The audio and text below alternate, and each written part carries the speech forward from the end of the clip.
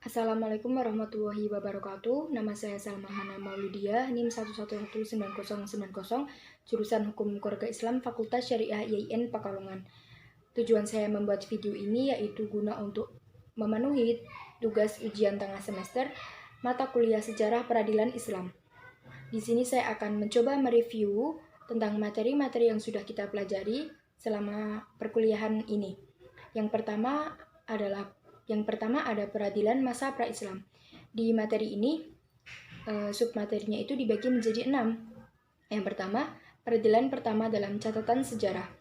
Salah satu peradilan pertama dalam catatan sejarah adalah peristiwa yang terjadi pada Nabi Adam contohnya, tentang hukum berkeluarga dan bernegara, di mana Qabil dan Habil tidak menerima ketetapan tentang nikah silang antar kembaran dan Qabil pun mengajukan gugatan pra-peradilan ke Mahkamah Agung atau biasa yang kita singkat dengan sebutan MA. Dan MA pun memberikan keputusan yang berbunyi, barang siapa yang terbakar api dari langit maka ia dapat menikahi kembarannya Qabil. Yang kedua, ada peradilan bangsa Romawi, Persia, dan Mesir kuno pada masa pra-Islam. Di situ sudah lumayan terstruktur. Hal tersebut dibuktikan dengan adanya lembaga peradilan yang terorganisir dan terdapat juga undang-undang yang dilaksanakan oleh Qadai di negara-negara tersebut. Lalu yang ketiga ada kondisi Arab jahiliyah pada zaman itu. Jika dilihat dalam hal ekonomi, mereka menempatkan pertanian dan peternakan itu di desa, dan sedangkan perdagangan itu diletakkan di kota sebagai pusat mata pencaharian mereka. Jika dilihat dalam bidang sosial, mereka hidup dengan cara nomaden, menganut paham kesukuan, prinsip fanatisme kuat, kedudukan perempuan di sana itu direndahkan, dan lain-lain.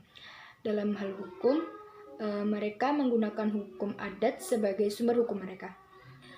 Lalu ada yang keempat, ada peradilan pada masa Arab Jahiliyah, yakni masyarakat Arab pada masa ini belum memiliki bentuk dan sistem peradilan yang mapan. Namun mereka sudah memiliki qad'i untuk menyelesaikan masalah. Jadi masyarakat Arab jahiliyah dalam penyelesaian masalah menggunakan tradisi adat dan istiadat yang berlaku di masing-masing kabilahnya. Lalu yang kelima, macam-macam peradilan. Ada lembaga kehakiman, badan ihtikan, dan qur'ah atau paranormal dan undian. Lalu ada dewan mazalim. Yang keenam, kelemahan peradilan pada masa pra-Islam.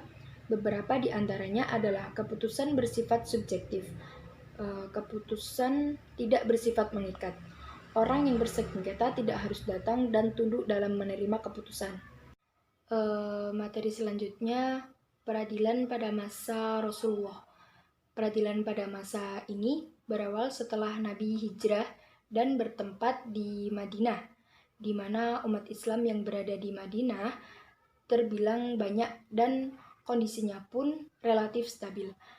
Nabi Muhammad menjadi pemimpin di Madinah sekaligus hakim pertama dalam Islam, di mana dalam penyelesaian masalahnya beliau mendasarkan apa yang telah diwahyukan Allah kepadanya. Piagam Madinah pun menjadi undang-undang tertulis yang mengatur tentang hubungan sosial politik masyarakat baru di Madinah.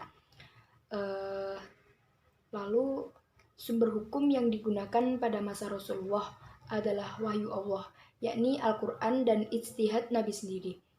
Contoh perkara yang pernah terjadi pada masa Rasulullah adalah khiyar dalam pernikahan di mana Hamzah bin Jazam mengadu pada Nabi tentang bapaknya yang berniat menikahkannya dengan pria yang tidak ia sukai. Maka Rasul pun membatalkan perkawinan tersebut karena calon istri tidak menyukainya. Terus kekuasaan kehakiman dalam Islam dibagi menjadi 3, yakni kekuasaan al-qada, kekuasaan al-hisbah, dan kekuasaan al-mazalim. Selanjutnya, materi peradilan pada masa Khulafaur Rasyidin. Pada masa Abu Bakar yang pertama, Beliau menyerahkan urusan peradilan kepada Umar bin Khattab, sedangkan Abu Bakar disibukkan dengan peperangan-peperangan untuk membasmi kaum murtad. Pada masa Abu Bakar ini, urusan peradilan masih bersatu dengan kepala wilayah, sehingga pelaksanaannya tumpang tindih.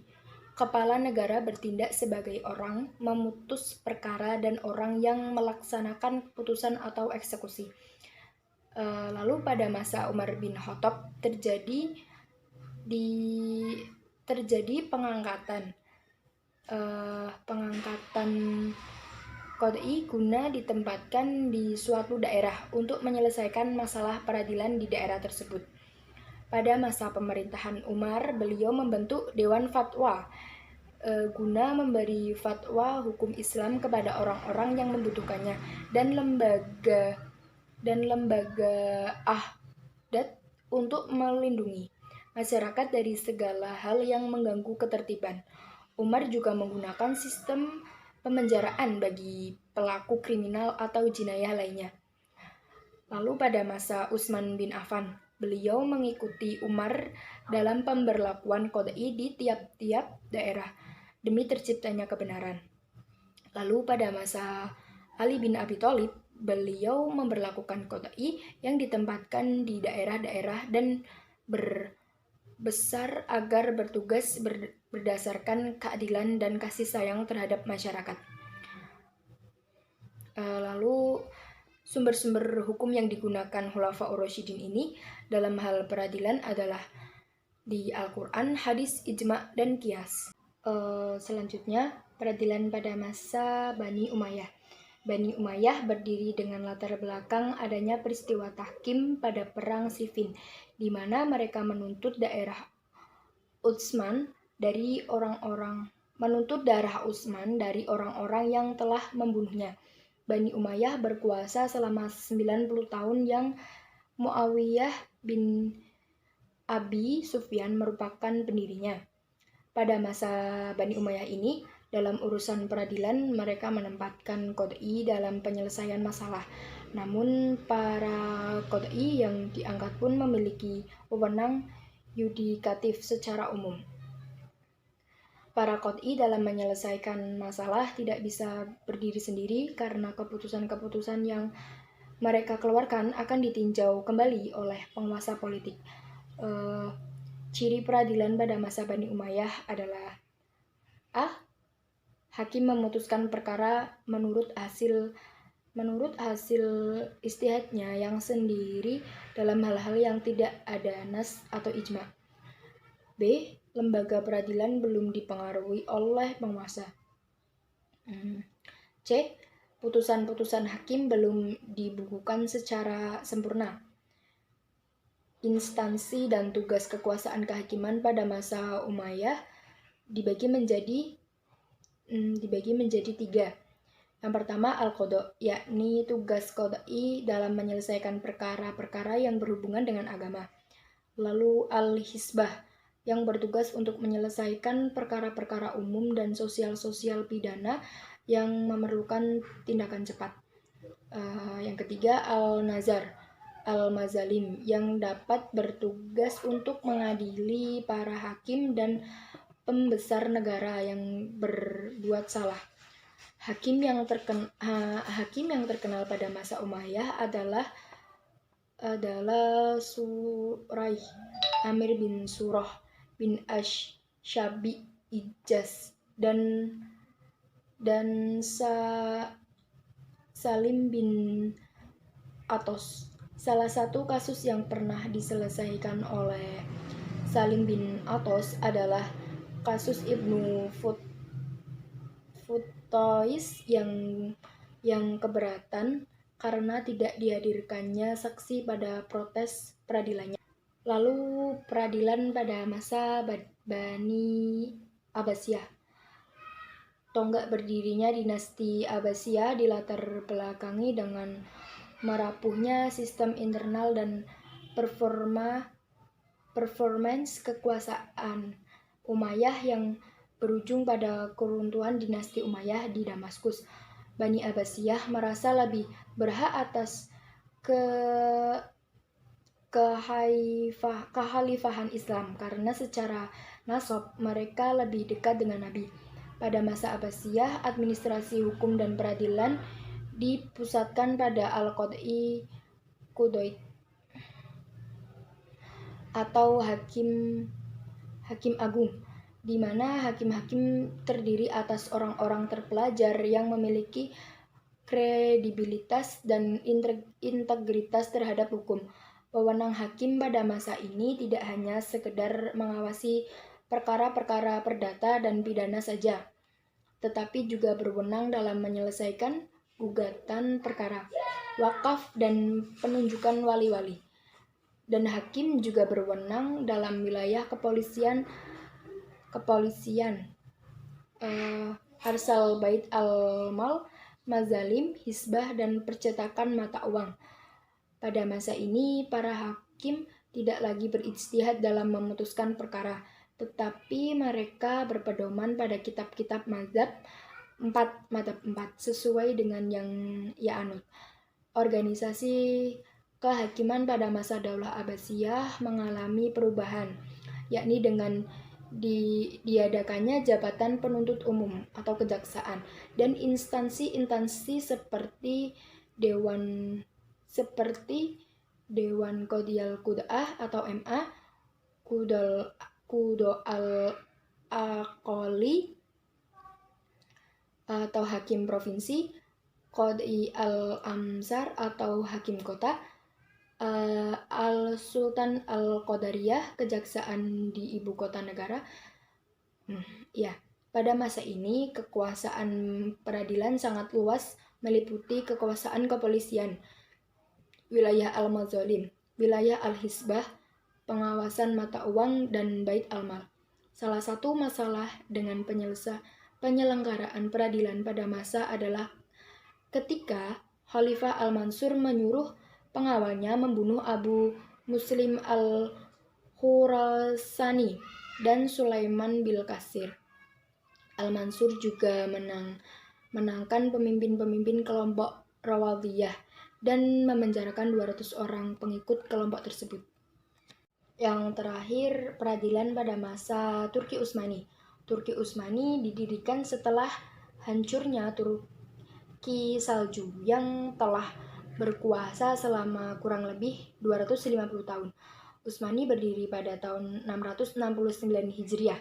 Akan tetapi negara ini baru menganut sistem kekhalifahan pada tahun 929 Hijriah, yakni saat transisi dari negara Islam menjadi kekhalifahan Islam dan terus membela Islam sehingga lembaran sejarahnya ditutup pada tahun 1337 Hijriah. Berdasarkan kedudukan syariat Islam sebagai sumber hukum, sejarah peradilan Turki Utsmani dalam garis besarnya dibagi dalam 2 periode, yaitu yang pertama, periode pertama yang berlangsung sejak masa awal berdirinya Kerajaan Turki Utsmani sampai lahirnya gerakan Tanzimat. Pada fase pertama ini, syariat Islam dijadikan satu-satunya sumber penetapan hukum di Turki Utsmani. Sehubungan dengan basis kekuasaannya terdiri atas pengikut mazhab Hanafi, maka syariat Islam yang menjadi pegangan bagi pemerintah dalam menyelesaikan masalah peradilan adalah mazhab Hanafi, sehingga para qadhi utama harus ulama yang bermazhab Hanafi. Pada masa ini, peradilan dibagi menjadi beberapa tingkatan, yakni mahkamah tingkat terendah yang terdiri atas mahkamah al-jaza dan mahkamah al-hukuk, mahkamah al-istinaf, mahkamah banding, dan mahkamah al-tamyiz yang bertugas untuk meneliti keputusan-keputusannya yang dibuat oleh mahkamah banding berdasarkan prinsip-prinsip dan prosedur yang telah ditetapkan. Yang kedua, periode kedua, yakni setelah Tanzimat, di mana pada akhir periode Turki Utsmani persoalan peradilan semakin banyak dan sumber hukum tidak hanya syariat Islam, tetapi memiliki sumber hukum yang berbeda. Yang ketiga, kodifikasi Undang-Undang Perdata pada masa Turki Utsmani. Usaha nyata untuk mendapatkan ketentuan hukum Islam dalam bentuk perundang-undangan negara baru terbentuk dengan munculnya majalah Al-Ahkam Al-Adiyah yang dikodifikasi pada tahun 1869 sampai 1876. Majalah Al-Ahkam Al-Adiyah memuat tentang persoalan-persoalan muamalah di mana latar belakang yang melandasi pemikiran kerajaan Turki Utsmani untuk menyusunnya, yakni beberapa pendapat mazhab Hanafi yang menyulitkan pemerintah untuk menerapkannya pada suatu kasus yang sedang dihadapi.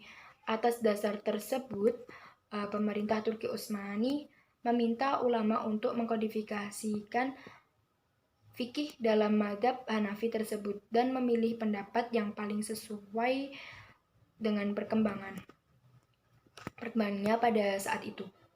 Mungkin itu saja yang bisa saya sampaikan. Lebih dan kurangnya mohon maaf. Terima kasih. Wassalamualaikum warahmatullahi wabarakatuh.